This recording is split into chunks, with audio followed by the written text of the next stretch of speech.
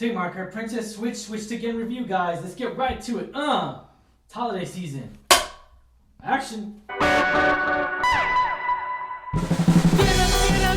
What's going on, Alamo City Movie Talk fans? I'm Ryan D, aka Ryan680. I'm Angela, that Cali Ange. And this is Alamo City Movie Talk for movie fans. Guys, you bring the movie world right into your ears, devices.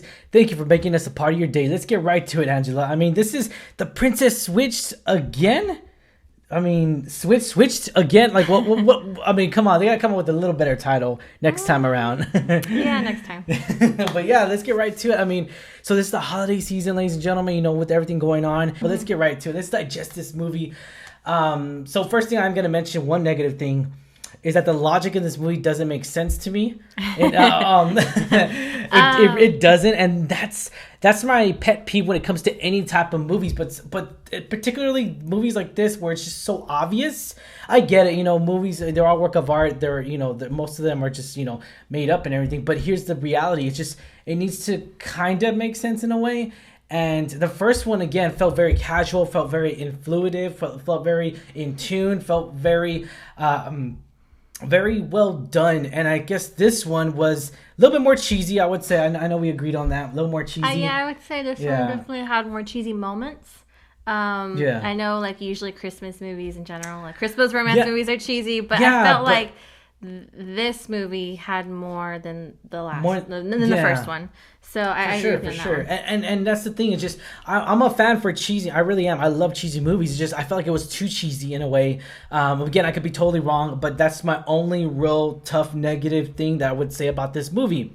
Again, I know we talked about it off camera. I wish they would have left out, like, I guess the recent trailer that came out, I wish they would have left out saying, hey, the twist? Vanessa, the twist. There's a twist. Oh, there's a third Vanessa Hudgens. Oh, there's a third personality. It's almost like Jim Carrey, Me, Myself, and I Read. Like, it just, you know, just different personalities. I see why they put it in the trailer. I don't agree with it, but I see it because it is switched again. You kind of explain, you know, why did they switch? Vanessa Hudgens does play a third character. It's a relative of Margaret.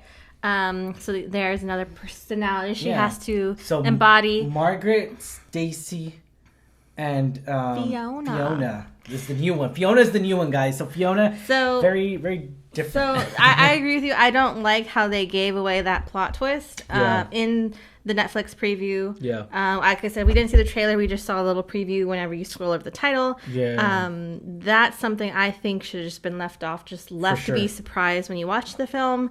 But again, it makes sense why they put it in there. Just kind of entice and bring in the audience. It did make sense. Again, but I feel like Vanessa Hudgens already gets people on the seats, I guess, in a sense, to where people on the couch. It gets people to watch it, click on the preview thing, click on Netflix, go through your preview scroll. When you're scrolling through movies and what to watch, you know you're going to watch this movie, guys. I'm pretty sure almost all the subscribers on Netflix are going to watch this movie because, you know why? Because it gets you in the Christmas spirit. And that's what it's all about, 2020, because the 2020 sucked so bad, guys. Literally sucked bad. ASS. But anyways, it's really sucked. ASS, it's really, you know, it's really been a crappy year, and so this just takes a break from all that crappiness and everything. It takes away from that. Sorry, my phone went off a little bit, but I mean, I get it. Like, I always like Christmas movies. I always want to be brought into that Christmas spirit for the holidays. You know, you feel good spirit. You know, family, friends, being with your loved ones. So I think definitely this is something that I was looking forward to. Like, I don't like romance movies, but I'm a sucker for Christmas movies. It's funny, though, because in this film, we see so many we hear so many Christmas songs, and we see so much Christmas decor. The decorations look phenomenal, by the way. It definitely puts you in the spirit. Fun fact, I did look up on the Vanessa Hudgens. She actually said that a lot of the decorations came directly from Edinburgh, Scotland, where they filmed. So that was a really good side note, guys, and a little good fun fact there that I really did love about this. It really shows us, you know, how much passion they really went into it. And you could kind of see it. Again, this might have sounded great on paper, ladies and gentlemen, but for us, it's going to affect that rating into a sense. But really, I mean, could we have called this? Like, could they have, I mean, okay, there's 3 Vanessa Hudgens. Like, if...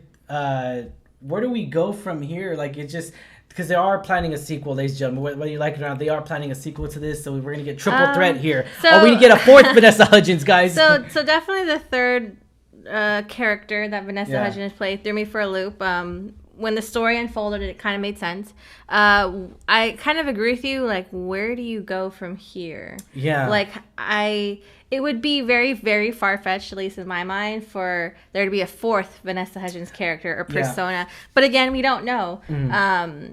It has to be like another time, like where they have to switch again for some whatever reason. Switch again.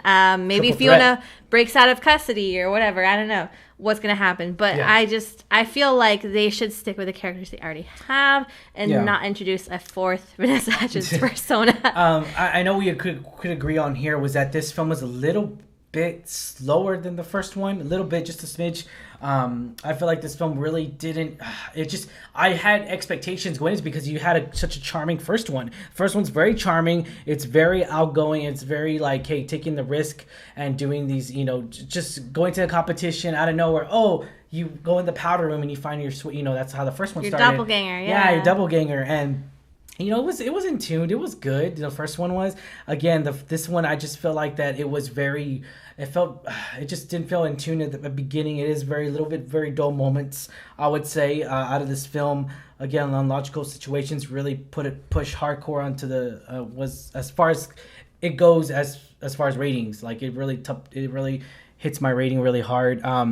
Yeah. So I mean, was this anything? Runtime for this film was actually an hour and 36 minutes, which I thought was spot on. That's perfect. I mean, I agree with you. I wouldn't want it to have gone longer because, like you said, it was a little dull at some moments. Some moments did drag a little bit, especially towards the beginning when they're trying to set up where everyone's at, what everyone's been doing, what's going on. I wouldn't have added anything to it. So I think that runtime was pretty perfect for this particular film. They could have cut out a couple of things, but overall, I think that's a pretty good runtime. So, fun fact, the first one, The Princess Switch, is an hour and 41 minutes. So they're kind of sticking around to that same time frame. Yeah. So we kind of see that a little bit. And then also just, a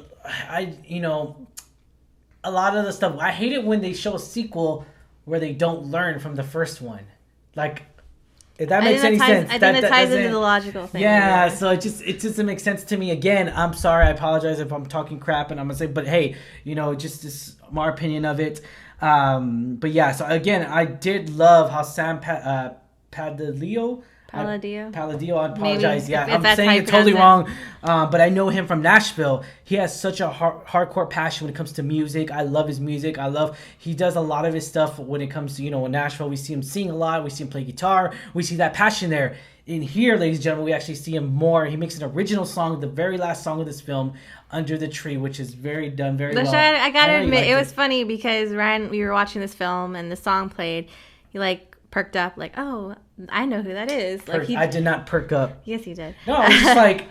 You're this sounds familiar. I feel like I know that voice. You guys know what I'm talking about, guys and girls. You know what I'm talking about. He got all excited, and so but I gotta admit, it's a really good song.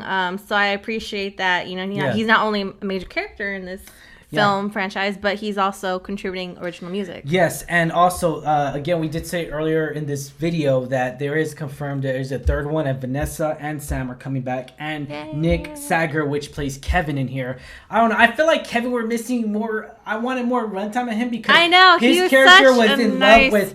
We know right off the bat that we see Margaret with Kevin in the first one. And yet, it's just so. There's no progression there. I feel like when you have one person, one actress in this sense, Vanessa Hudgens playing three different characters, you have to give them, of course, the main focus is on them, right? But you have to put the focus as well to their relationships, and I feel like we didn't see that too much. Even Sam was in the movie. He was in the movie, I guess, more runtime in the first one than he was in this one. I would say, that's why I didn't really care for it too much. I can agree with you. I want to see more Kevin because he's such a nice person, and I love his character. I love the daughter.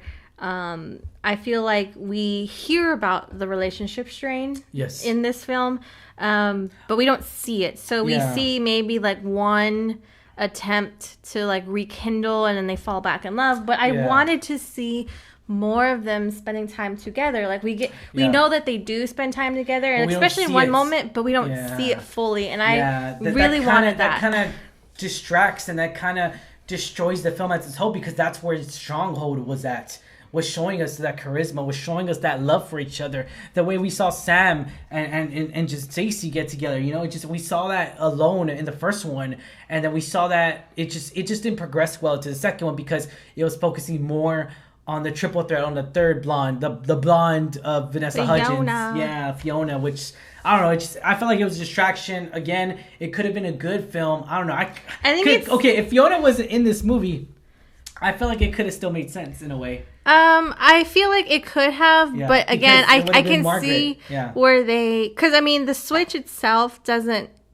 The reason why they switched doesn't have anything to do with Fiona. Yeah. But I can see why they put that plot twist in. Yeah. But I agree with you. Like, if they had taken Fiona's character in section out, the switch would have made sense. And they could have probably elaborated more on those scenes we're talking about. More in depth on just the relationship. Identify the relationship. And, like, we always have that struggle. We always have that sense of logic. Like, are you talking about DTR? Yeah, just like, DTR, come on. Define the relationship. Yeah, like, it's just, you have those things where it's just like, oh, we're talking. Oh, wait, no, we're not talking. Or we're talking. We're friends. We're friends with benefits. Or we're talking.